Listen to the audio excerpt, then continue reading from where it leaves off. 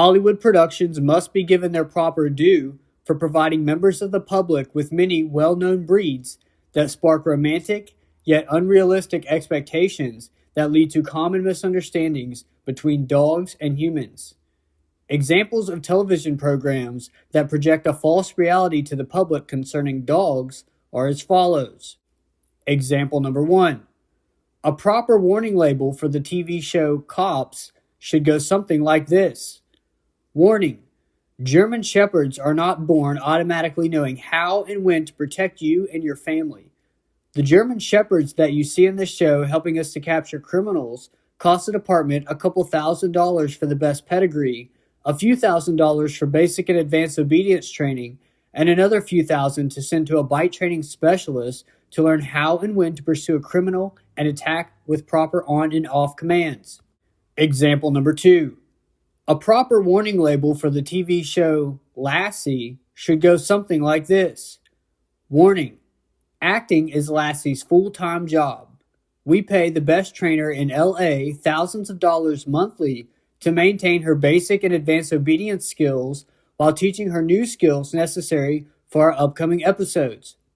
Also, Lassie does not understand when humans speak in full sentences. Lassie's trainer uses verbal and physical cues off camera to provoke a certain response to make the viewer believe that she went to grammar school and understands the entire English language. If you buy a border collie and keep it locked up in a 2-bedroom apartment all day with the belief that it will wait around for its sixth sense to kick in, unlock your door, and rescue your child from the middle school bully on the playground, you will be disappointed. It has taken Lassie hundreds of hours of focused training to be this good at what she does. Example number 3. A proper warning label for big pharma commercials should go something like this. Warning: The golden retriever featured in this commercial underwent literally so much training, and it still took over 7 takes to get the dog to jump 4 feet in the air through a water-spraying sprinkler to catch a plastic disc, land, run a perfect figure 8 in and out of 2.5 children before dropping the frisbee at the feet of the smiling married couple standing in front of their large home in the suburbs during sunset. Please do not allow our commercial to deceive you. High-energy golden retrievers are an absolute nightmare to live with if they're not properly physically and mentally stimulated on a daily basis. Canine psychology is the scientific study of the canine mind and its functions, especially those affecting behavior in a given context. Given that canine psychology is still a relatively new field of study, humans must permit themselves to be citizen scientists with the intent of learning new things and adding science-based insights to the conversation. By accepting this mission, we become learning theorists. A learning theorist is a scientist who works in laboratories and creates experiments to study how organisms learn. Learning theory refers to the information psychologists gather about how living organisms adjust to their environment. This includes various laws that govern how organisms change their behavior based on their experience. Learning theory is essential to trainers because it lays the foundations for enhancing their ability to control and manage dog behavior in a humane way. The laws of learning are the same for many different species. Scientists can predict and control behavior, but only to the extent that they understand the laws of learning. The goal of a learning theorist is to answer 5 fundamental questions. 1. What do organisms learn? 2. How does learning take place? 3. What conditions are necessary for learning to occur? 4. How is learning related to behavior? 5. What are the causes of behavior? Applying the 5 fundamental questions can be demonstrated in the act of potty training in the example below. Example number 4. Number 1. What do organisms learn? How to eliminate outside. Number 2. How does learning take place? By the handler intentionally shaping the dog's behavior. Number 3. What conditions are necessary for learning to occur? The handler must be consistent every day for 90 days or more to see permanent results. Handler and dog must be in a safe environment with little to no distractions. The handler must be prepared to reward the dog for eliminating outside. The handler must consider the dog's associative memory and follow the 2-second rule when presenting the reward or correction.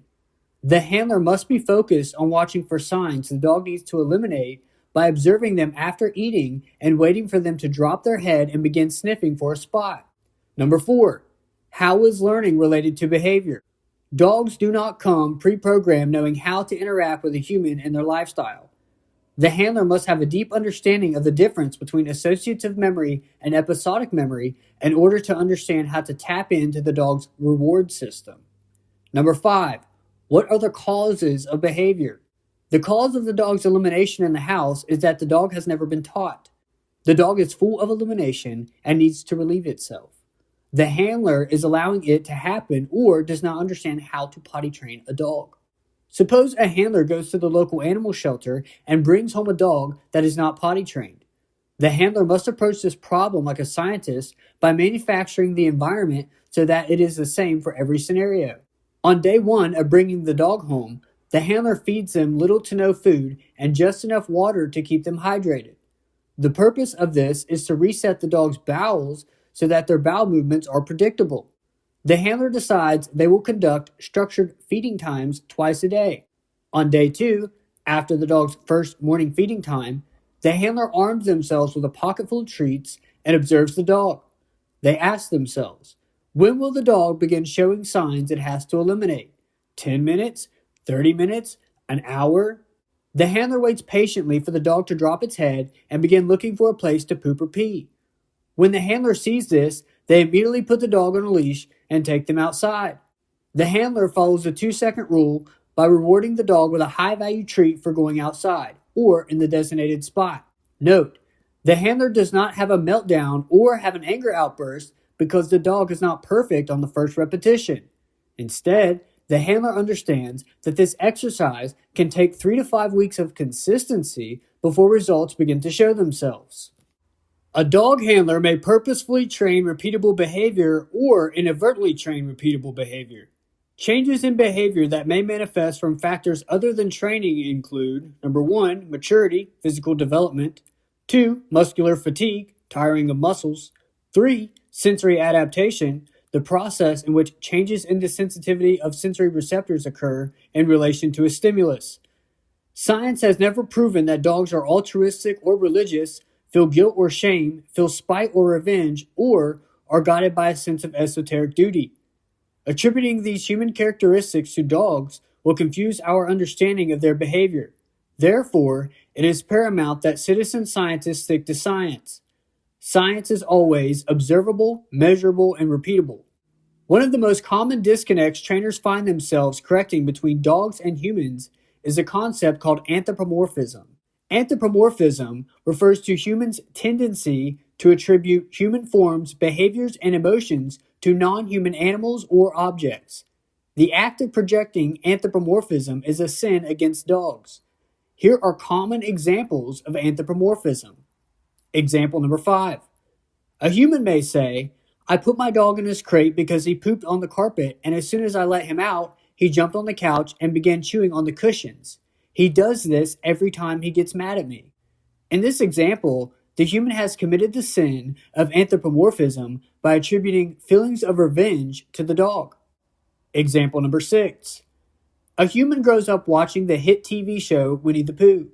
Years later, the human goes on a camping trip and spots a hungry bear in a tree looking for honey.